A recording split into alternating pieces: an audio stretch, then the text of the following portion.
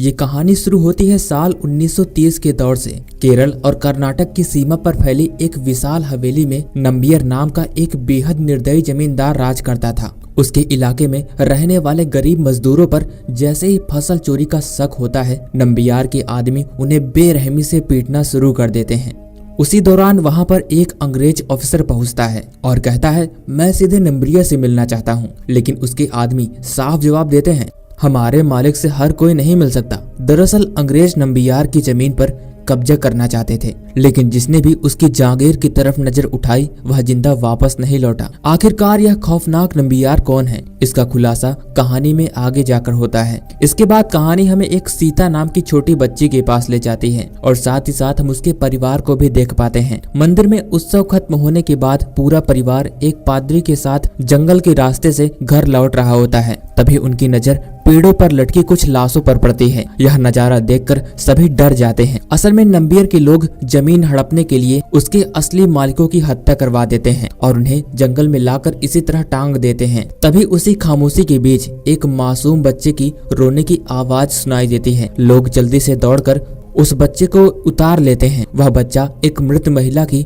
छाती पर कपड़े से बंधा हुआ होता है। नवजात बच्चा अभी भी जिंदा था और गांव वाले यानी कि वो परिवार उसे बचा लेता है। पास ही पड़ी एक लाश के हाथ में कृष्णा पल्लई नाम का एक टैटू गुदा होता है, इसलिए वही नाम उस बच्चे को दे दिया जाता है और वे उसे अपना बेटा मानकर पालने लगते हैं। समय धीरे धीरे बीतता जाता है। कई साल बाद उन सभी की हालात पूरी तरह बदल चुकी होती है। जिन जमीनों पर अब लोग अपना हक समझ रहे थे वे कभी किसी और की थी। किसी को भी यह तक पता नहीं था कि जमीन का असली मालिक कौन है। लेकिन अगर एक दिन अचानक कोई असली वारिस लौट आया तो क्या होगा? इसी के साथ कहानी हमें कई साल आगे ले जाती है, कनियर नाम के गांव में, जिसके आसपास अमरावती नदी, कुन्नुपुरम और किशोरमाला जैसे इलाके बसे हुए होते हैं। साल 1957 में चुनाव होता है और पहली बार कम्युनिटी सरकार सत्ता में आती है। भूमि सुधार कानून लागू होते हैं। कई बड़े जमींदार और प्रभावशाली लोग सरकार के खिलाफ आंदोलन शुरू कर देते हैं, जिसे बाद में विमोचन आंदोलन कहा जाता है। सरकार को बिल्कुल भी अंदाजा नहीं था कि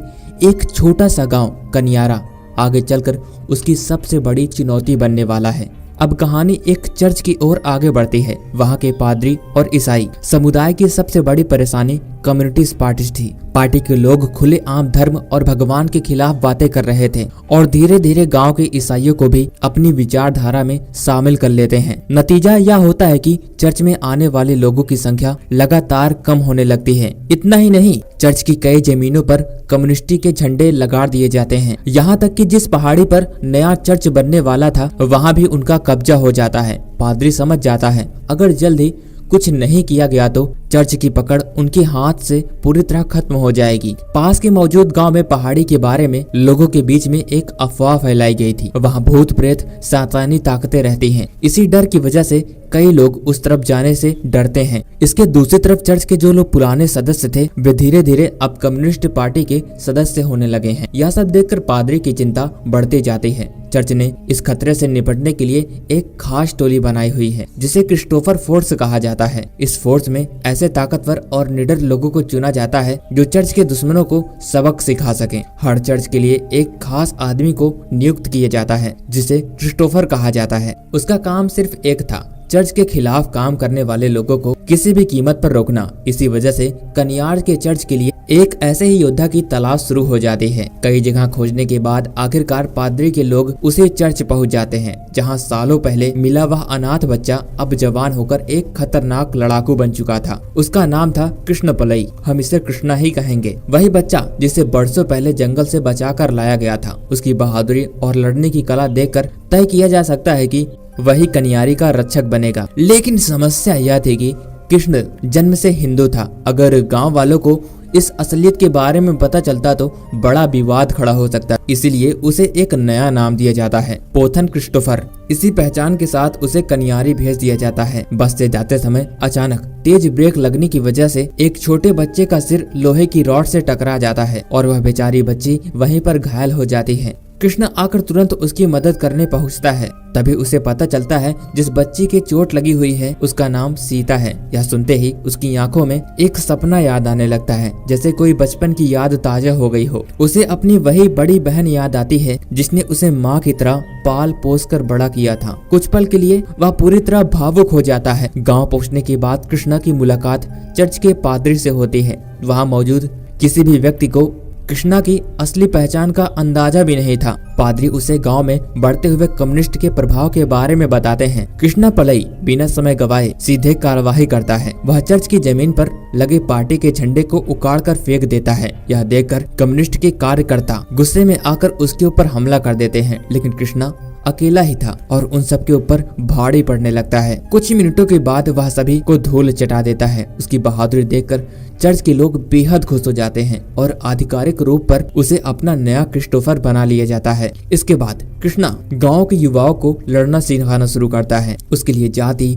धर्म, वर्ग कोई मायने नहीं रखते। वह हर उस इंसान को तैयार करता है जो अपने विश्वास और अपनी रक्षा करना चाहता है। यहाँ तक कि कई लड़कियों की टोली भी उसका हिस्सा बन जाती है। उधर कम्युनिस्ट के कार्यकर्ता लगातार चर्च को नुकसान पहुँचाने की कोशिश करते हैं। वे चर्च की सजावट से जलने लगते हैं और हर जगह अपना झंडा गाड़ने की कोशिश करते हैं, लेकिन कृष्णा हर बार आगे आकर उनके जो चाल होती है उन सब पर पानी फेर देता है। जो भी उसके सामने आता है वह उसे भी करारा जवाब देता है। देखते ही देखते पूरे गाँव में उसकी बहादुरी की चर्चा होने लगती है। लोग उसे अपना रक्षक मानने लगते हैं, लेकिन उन्हें बिल्कुल भी अंदाजा नहीं था असली तूफान अभी आना बाकी था। इसके बाद कहानी हमें होम डिपार्टमेंट में बैठे अधिकारी डेनियल के पास ले जाती है, जहां से आगे की घटना पूरी तरह से अलग दिशा से देखने को मिलती है। कम्युनिस्ट सरकार के खिलाफ चल रहे विमोचन आंदोलन को काबू करने के लिए और चर्च द्वारा बनाए गए क्रिस्टोफर फोर्स पर नजर रखने के लिए सरकार अलग अलग इलाके में खास पुलिस तैनात कर रखी है। कनियार गांव के लिए एक अलग से ऑफिसर चुना जाता है, लेकिन होम डिपार्टमेंट में बैठे डेनियल की नजर किसी साधारण पुलिस वाले पर नहीं थी। वह एक ऐसे इंसान को भेजना चाहते थे जिसका नाम सुनते ही अपराधियों की रूह कांप जाए। इसलिए उसने रमन्ना नाम के एक बेहद निर्दयी पुलिस वाले को चुना, जिसने अपनी नौकरी के दौरान न जाने कितने लोगों का इनकाउंटर किया है। लेकिन डेनियल का असली मकसद सिर्फ कानून व्यवस्था को संभालना नहीं था। उसके दिमाग में कई बहुत बड़े खेल चल रहे थे। असल में कनियार के इलाके में कुल 6 पट्टे वाली जमीनें थी। डेनियल ने अपने एक भरोसेमंद आदमी के जरिए उनमें से 5 जमीनें उनके मालिकों से खरीदवा ली थी, लेकिन एक आखिरी जमीन अभी भी उसके हाथ नहीं लगी थी। वह जमीन रेबुका नाम की एक लड़की की थी और वह उसे किसी भी कीमत पर बेचने को तैयार नहीं थी। पूरे कुन्नूपुरम में लगभग 110 परिवार रहते थे, लेकिन कानूनी पट्टा सिर्फ 6 परिवार के पास था। बाकी लोगों को अगर रेबुका की जमीन भी डेनियल के कब्जे में आ जाती तो पूरा इलाका उसी के हिस्से में आ जाता। डेनियल का साथ देने वाले लोग भी नहीं जानते थे कि उसके इरादे आखिर क्या हैं। इधर चर्च की मुश्किलें लगातार बढ़ती जा रही हैं। उस समय पर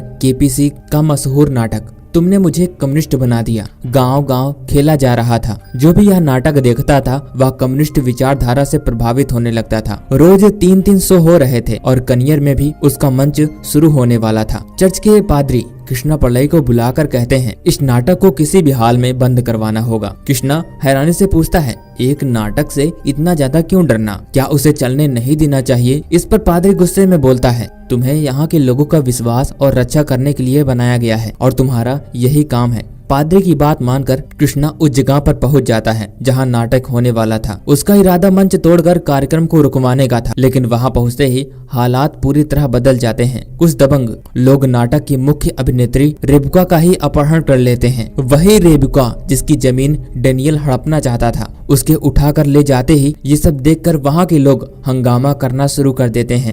लेकिन किसी के अंदर इतनी हिम्मत नहीं थी कि वो आगे आकर रेबुका की जान बचा सके। लेकिन कृष्णा बिना भी एक पल गवाए रेबुका का पीछा करना शुरू कर देता है और वह अकेले ही उनके पास पहुंचकर सभी की जमकर पिटाई करता है और रेबुका को उनके चंगुल से छुड़ा भी लेता है। हालांकि भागा दौड़ी में रेबुका अपने रक्षक को ठीक से देख भी नहीं पाती और न ही शुक्रिया कह पाती है। जब कृष्णा चर्च लौटता है तो पादरी उससे काफी ज्यादा नाराज होता है और पूछता है तुम नाटक बंद करवाने गए थे या फिर उसकी हीरोइन को बचाने के लिए? कृष्णा शांत आवाज में जवाब देता है मैं नाटक रुकवाने के लिए गया था, लेकिन मेरी आंखों के सामने किसी लड़की का अपहरण हो रहा था। उसकी यह बात सुनकर पादरी चुप हो जाता है, लेकिन नाटक को लेकर अपनी नाराजगी खत्म नहीं करता। वे फिर से आदेश देते हैं जहाँ भी अगला शो लगे वे पहुंचकर उसे खत्म करे। उसी रात कृष्णा फिर से नाटक वाली जगह पहुंचता है। इस बार रेबुका खुद उसके पास आती है और मुस्कुरा कर कहती है, उस दिन मेरी जान बचाने के लिए शुक्रिया। तभी भीड़ में मौजूद एक आदमी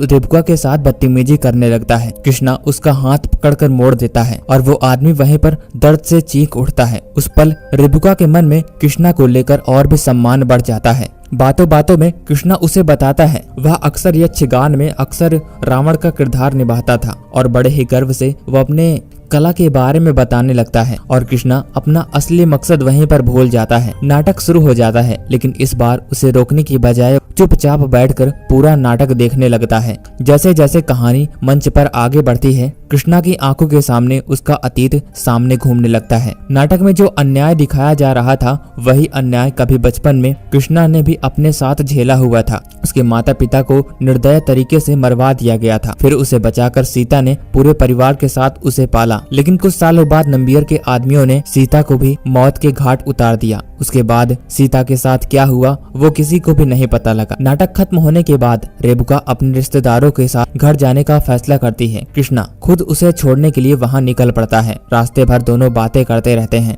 रेबुका मुस्कुराते हुए कहती है, मैं कम्युनिस्ट पार्टी से जुड़ी हुई हूँ। इसके बाद रेबुका आगे कहती है, पार्टी वाले चाहते हैं कि उस पहाड़ी पर पार्टी ऑफिस बने, लेकिन मेरा सपना कुछ और है। मैं चाहती हूँ कि वहाँ पर चर्च न बने और न ही कोई पार्टी ऑफिस बने, बल्कि वहाँ पर एक स्कूल बने जहाँ इस गांव के सभी बच्चे पढ़ सकें। अगर किसी वजह से यह सपना पूरा नहीं हुआ तो मेरी 5 एकड़ की जमीन पर मैं खुद स्कूल बनवाऊंगी। उसकी यह बातें सुनकर कृष्णा पूरी तरह भावुक हो जाता है। उसे अपनी बहन सीता की याद आने लगती है। उसे वह मनहूस दिन याद आता है जब नंबियर के आदमियों ने उसके माता पिता की हत्या कर दी थी और उस घटना की इकलौती गवाह सीता ही बची थी। जब पुलिस ने उससे पूछताछ किया तो उसने हाँ में जवाब दिया। उसने कहा कि यह सब नंबियर ने करवाया है, लेकिन सच बोलने की सजा उसे उसी वक्त मिल गई। एक पुलिस वाले ने गुस्से में उसे इतनी जोर से लात मारी कि वहीं पर उसकी मौत हो गई।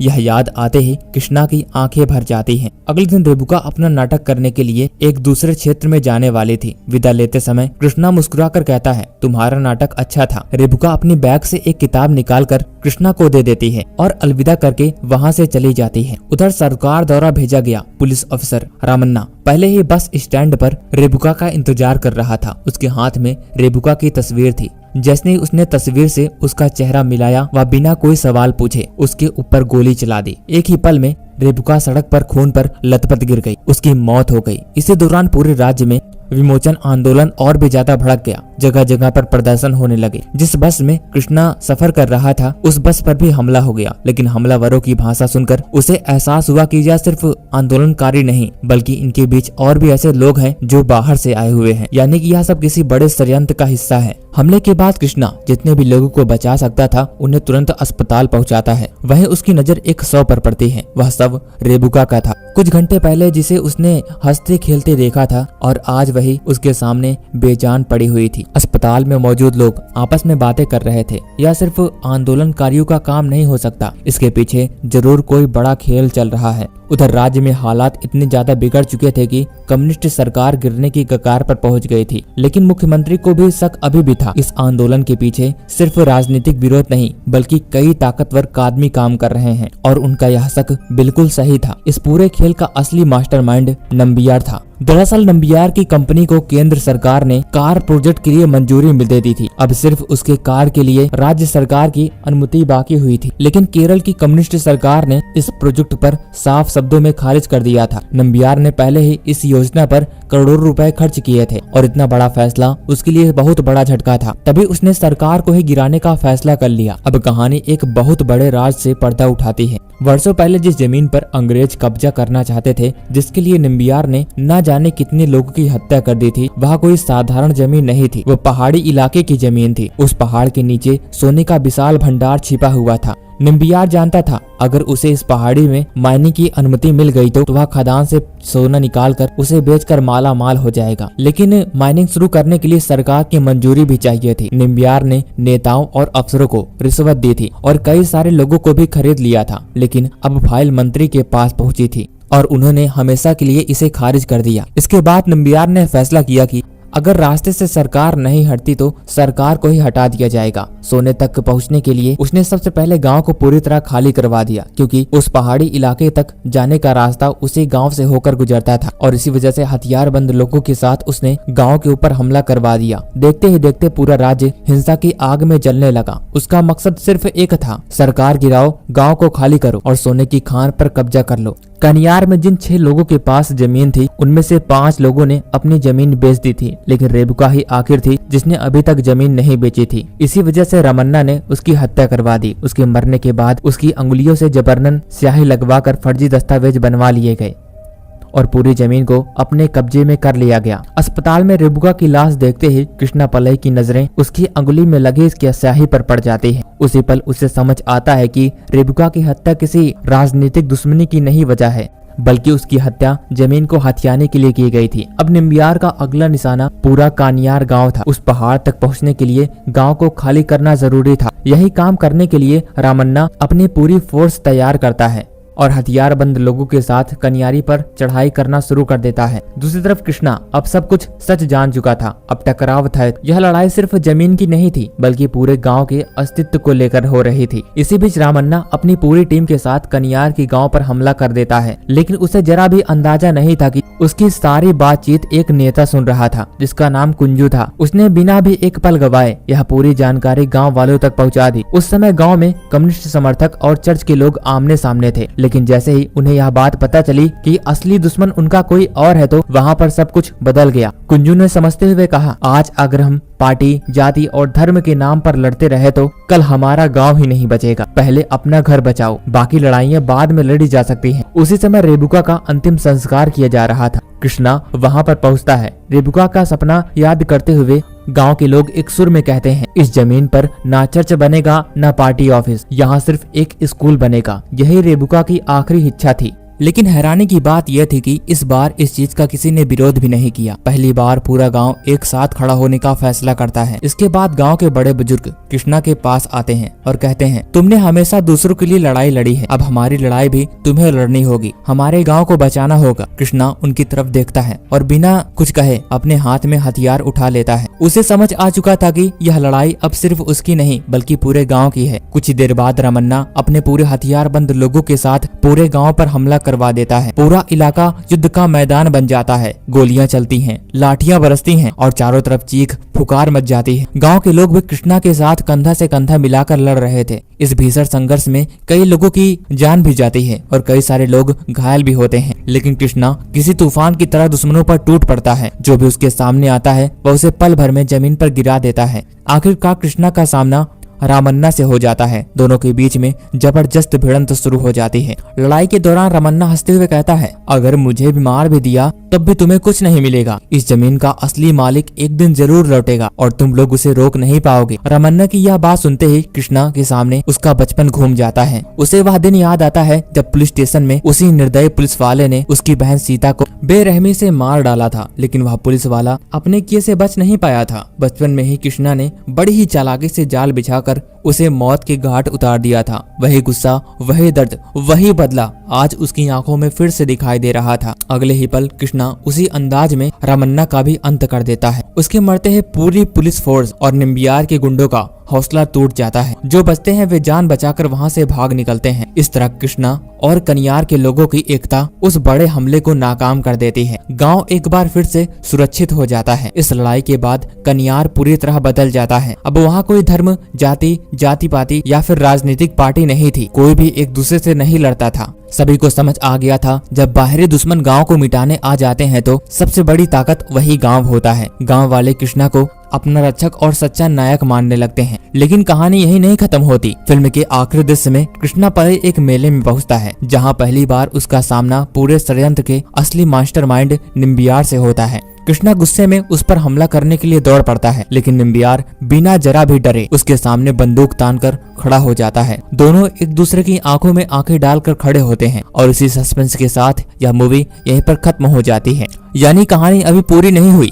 यह फिल्म साफ इशारा देती है कि इसका पार्ट 2 भी आएगा और जैसे ही पार्ट 2 आता है हम आपके लिए लेकर जरूर आएंगे। बाकी मैं उम्मीद करता हूँ आपको यह मूवी पसंद आई होगी। अगर वीडियो पसंद आई है तो वीडियो को लाइक करें और चैनल को सब्सक्राइब करें। बाकी मिलते हैं किसी और इंटरेस्टिंग स्टोरी के साथ। तब तक till then take care, bye bye.